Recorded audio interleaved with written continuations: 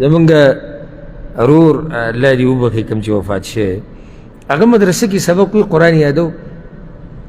اسې ریکارډ د دې خلکو به سره وباسي نو هغې دغه کالر والا کپړې وړې وي کالر رمات نه نو بیا چې دا قاري صاحب ورته ویلي که سبا دې راوړو دا درځه قینچي کو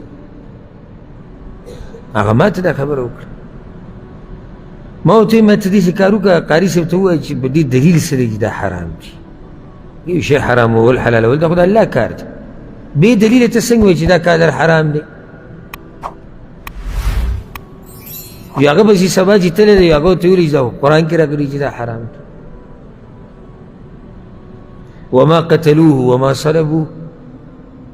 وی سوره مائده کې داري الله وی چې یهودو عیسی علیه السلام نه وژلې دی او نه یې پانسي کړی او هغه له چې پانسي ورکوله کالر یې ایښی ښه اره هغه ما ته ویل هغه پسه خو ماشوم نه پوهېد په وخت کې ما ته ویل قاري صاحب خو دا دلیل وی نو ما قاري صاحب ته وایي چې دا خبره کوم ځای کې راغلې ده وما قتلوا وما صلبوا په تفسیر کې دا خبره کوم ځای کې ده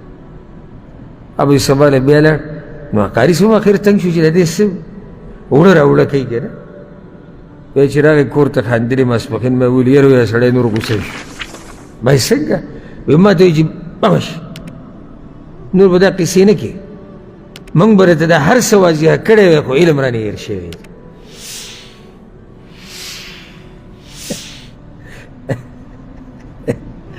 دا اوس داسې ناشنا خبرې وکړې چې اوس موږ چا سره بس یو اوس تاسو ټول موږ ووایي چې موږ مولیان یو علم رانه هېر شوی دی زه به تاسو سره بحث نه شم کولی وایم چېرې ټول مولیان ناست خو مسله څه ده علم ټول نه هېر شوی دی نو ته به اوس د داسې مولانا څه تحقیق وکړې هغه په خپله زما د علم ټول هېر شوی دی نو تحقیق کوئ